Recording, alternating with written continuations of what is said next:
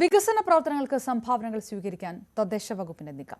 6ാം ധനകാര്യ കമ്മീഷൻ ശുപാർശയുടെ അടിസ്ഥാനത്തിലാണ് തീരുമാനം. ഇത് സംബന്ധിച്ച സർക്കുലർ തദ്ദേശ സ്ഥാപനങ്ങൾക്ക് അയച്ചു. തദ്ദേശ സ്ഥാപനങ്ങൾ പരമാവധി സംഭാവന സ്വീകരിക്കണമെന്നാണ് സർക്കാരിന്റെ നിർദ്ദേശം. ഡാൻ കുര്യൻ ചേരുന്നു. ഡാൻ, ഏത് തരത്തിലാണ് ഈ സംഭാവനകൾ സ്വീകരിക്കപ്പെടുക? സർക്കുലറിൽ വ്യക്തമാക്കുന്ന കാര്യങ്ങൾ എന്താണ്? പഞ്ചായത്ത് പ്രസിഡന്റുമാർക്കുമാണ് ഇത് സംബന്ധിച്ച് തദ്ദേശ വകുപ്പ് സർക്കുലർ കൈമാറിയിരിക്കുന്നത്. ഇതിൽ പ്രധാനമായി എടുത്തു പറയുന്നത് കാര്യം, ഭൂമിയും പണവും പരമാവധി സംഭാവനയായി വാങ്ങാം. കിട്ടിയ സംഭാവന ഓരോ വർഷവും വിലയിരുത്തണം എന്നാണ് എടുത്തു പറയുന്നത്.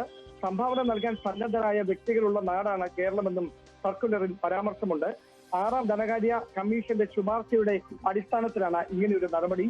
ഇന്ന് കാണുന്ന പല സാമൂഹിക ആസ്തികളും കെട്ടിപ്പടുത്തത് പൊതുജനങ്ങളുടെ കൂടി സംഭാവന കൊണ്ടാണ്. അതുകൊണ്ട് തന്നെ വികസന പ്രവർത്തനങ്ങളുടെ വ്യാപ്തി വർദ്ധിപ്പിക്കുന്നതിന് സംഭാവനകൾ അനിവാര്യമാണ്.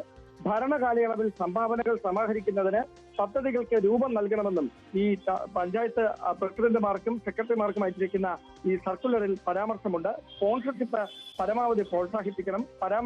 പരാതികൾ ഒഴിവാക്കാനായി രസീത് കൃത്യമായി നൽകണം.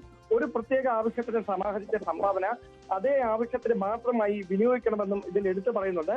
അതോടൊപ്പം മികച്ച തദ്ദേശ ഭരണ സ്ഥാപനങ്ങളെ തിരഞ്ഞെടുക്കുന്നതിനുള്ള മാനദണ്ഡങ്ങളിൽ സംഭാവനകളുടെ സമാഹരണവും ഉപയോഗവും കൂടി ഒരു സൂചകമായി പരിഗണിക്കണമെന്നും ഈ ഉത്തരവിലുണ്ട്. അതേസമയം തദ്ദേശ വകുപ്പിന്റെ ഈ തീരുമാനത്തെ സ്വാഗതം ചെയ്തുകൊണ്ട് ധനകാര്യമന്ത്രി KN ബാലഗോപാലും രംഗത്തെത്തിയിട്ടുണ്ട്. അപർണ,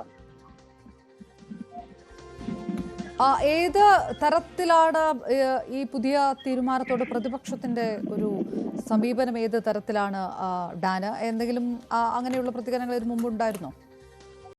തദ്ദേശ തെരഞ്ഞെടുപ്പിന് മാസങ്ങൾ മാത്രം ബാക്കി നിൽക്കുന്നതിനിടയിലാണ് ഇങ്ങനെയൊരു സർക്കുലർ തദ്ദേശ വകുപ്പിന്റെ ഭാഗത്തു നിന്നുണ്ടാകുന്നത്.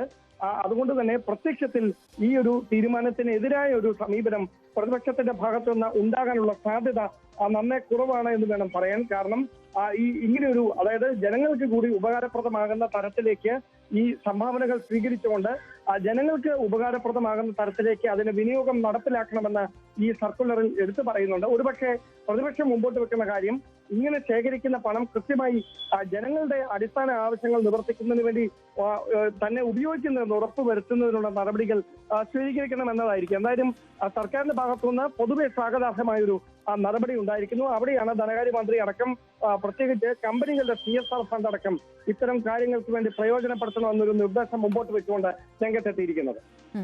ഏതായാലും സർക്കുലർ തദ്ദേശ സ്ഥാപനങ്ങൾക്ക് അയച്ചിരിക്കുന്നു. വികസന പ്രവർത്തനങ്ങൾക്ക് സംഭാവനകൾ സ്വീകരിക്കാനുള്ള തീരുമാനത്തിലേക്ക് തദ്ദേശ വകുപ്പ് കടക്കുന്നു. തദ്ദേശ തെരഞ്ഞെടുപ്പിന് തൊട്ടു മുൻപുള്ള ഒരു നീക്കമാണ്. അത് ഏത് തരത്തിലാണ് പ്രതിപക്ഷം കണക്കാക്കുക, ഏത് തരത്തിലുള്ള വിമർശനങ്ങളൊക്കെയാണ് വരിക എന്നുകൂടി ഉറ്റുനോക്കണം. അതേസമയം 6ാം ധനകാര്യ കമ്മീഷൻ ശുപാർശയുടെ അടിസ്ഥാനത്തിലാണ് ഈ ഒരു തീരുമാനം എടുത്തിരിക്കുന്നത്. സർക്കുലർ സ്ഥാപനങ്ങൾക്ക് എത്തി പരമാവധി സംഭാവന തദ്ദേശ സ്ഥാപനങ്ങൾ സ്വീകരിക്കണമെന്നാണ് സർക്കുലറിലുള്ള നിർദ്ദേശം.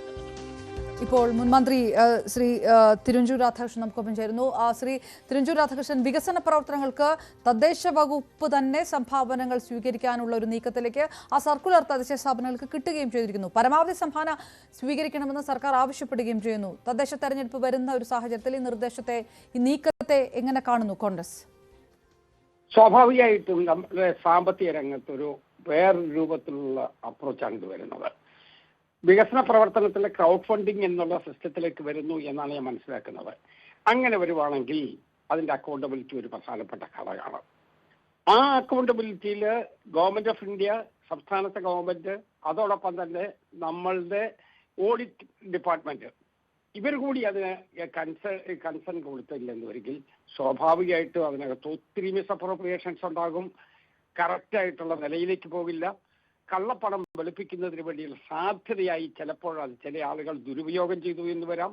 ഇതൊക്കെ തടയത്തക്ക വിധത്തിലുള്ള നിയമപരമായ നടപടികൾ അത് എടുക്കുന്നതിന് ഗവൺമെന്റ് തയ്യാറുണ്ടോ എന്നുള്ളതിനെ കുറിച്ച് പറഞ്ഞിട്ടില്ല. രണ്ടാമത്തെ പ്രശ്നം, ഗവൺമെന്റ് ചെയ്യേണ്ട നടപടി അത്. ഗവൺമെന്റ് എന്ന് പറയുന്ന പ്രാദേശിക ഗവൺമെന്റാണ് പഞ്ചായത്ത്.